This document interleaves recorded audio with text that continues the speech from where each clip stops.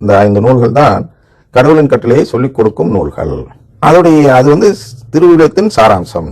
அந்த 500 விரிவாக்கம் தான் திருவிழியம் அல்லது பழைய ஏற்பாடுன்னா வச்சுங்க. பழைய ஏற்பாடின் விரிவாக்கம் தான் புதிய ஏற்பாடு அல்லது சுவிசேஷம் என்று சொல்லக்கூடிய நற்செய்தி நூல்கள்.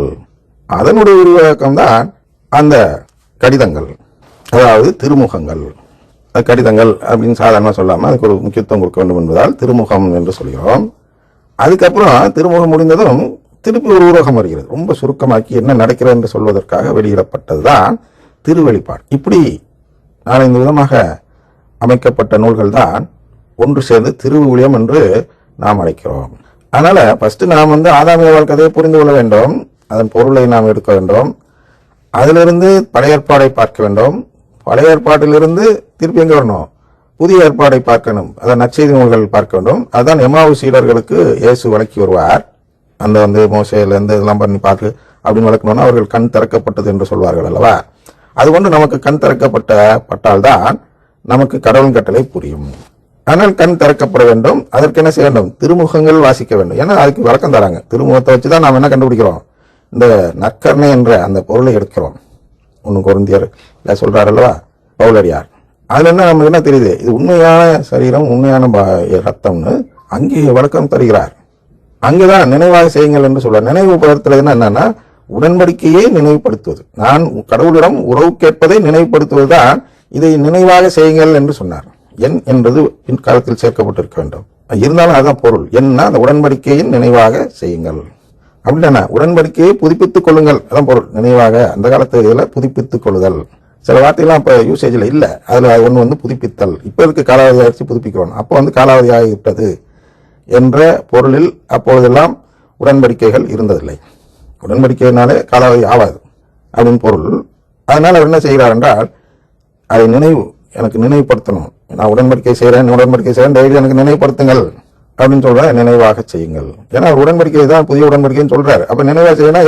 எதை நினைவாக செய்யணும்? உடன்படிக்கையை நினைவாக செய்ய வேண்டும். இவங்க என்ன மாத்திடுறாங்கன்னா இயேசுவை மறந்துடுமா, அதுக்கப்புறம் இதை புசிக்கும் போது திருப்பி நினைவு வந்துருதான். அதை நினைவாக செய்திடலாம். என்னைக்கு நாம் இயேசுவை மறந்தோம் அப்படின்னு நம்ம யோசிக்கிறது இல்லை. அதனால் இங்கே பாவம் குறித்த புரிதல் உங்களுக்கு வந்திருக்கும் என்று நினைக்கிறேன்.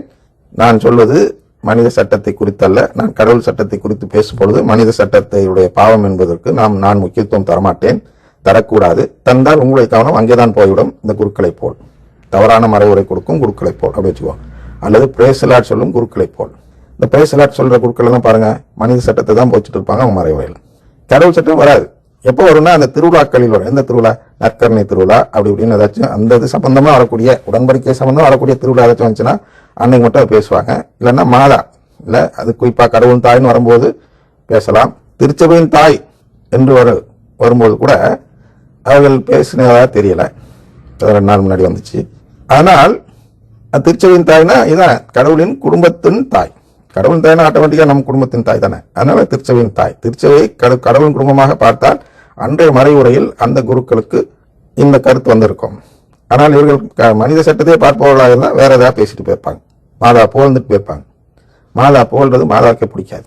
மாதாவுக்கு எது பிடிக்கும்னா மாதாவை கடவுளின் உறவு அதோடு ஒப்பிட்டு எதுவும் கேட்டாலோ புகழ்ந்தாலோ மாதாவுக்கு பிடிக்கும். அதனால தான் ஜெபமாலை பிடிக்கும். என்ன ஜெபமாலையில் என்ன சொல்லப்படுகிறது என்றால், இப்போ புது ஜெபம் தெரியல இங்கிலீஷ்ல சொல்லிட்டு வருவதால் hail Mary full of grace அப்படின்னு சொல்றோம் இல்லையா, அருள் நிறைந்த மரியே வாழ்க என்பது கப்ரியேல் வானதூதரின் வாழ்த்துரை. அப்போது தூயாவி இறங்குகிறார். அதே போல் holy Mary mother of God அப்படின்னு நம்ம சொல்றப்ப கடவுளின் தாய் என்று சொல்கிறோம். அச்சிஷ்ட மரியாயே அப்படின்னு பழைய வார்த்தை. இப்போ என்ன பண்ணிடுறாங்க டக்குன்னு வரல. அதனால நீங்க அச்சிஷ்ட மரியே இறைவனின் தாயே அவருங்க அதை கூட தமிழாக்கம் பண்ணி சரியான பொருள் தரல. இறைவனின் தாயே என்கிறார்கள். கடவுளின் தாயே என்று சொன்னால் இன்னும் புரியும். ஏன் நீங்க பிரசங்கத்தில் கடவுள் தாங்கிறீங்க, ஜபத்துல இறைவனின் தாயங்கிறீங்க. அதனால தான் எல்லாம் பெந்தோஸ் ஜபத்துக்கு போறாங்க இல்லையா? அதனால் இந்த பிரேசலாட் குருக்கள் எல்லாம் நம்மை தசி திருப்பி அன்னையிடம் இருந்து அழைத்து செல்கிறார்கள். அதனால அன்னை மரியை வாழ்கைன்னு போல்றதை விட இப்படி உறவுக்கார தாய், என்னுடைய சொந்த தாய் என்று பார்ப்பதுதான் மாதாவுக்கு பிடிக்கும். அப்படி பார்க்காம இருக்கிறதுக்கு தான் இவங்க என்ன செய்யறாங்கன்னா வா தூயாவி ஜபத்துக்கு அழைச்சிட்டு போறாங்க. அந்த தூயாவி ஜபம் என்பது வீணான வழிபாடு. அதான் என்று பார்த்தோம். மார்க்கு 7:7 இருந்து 9 வரை பார்த்தோம். அடுத்த கேள்வி நாளை பார்ப்போம்.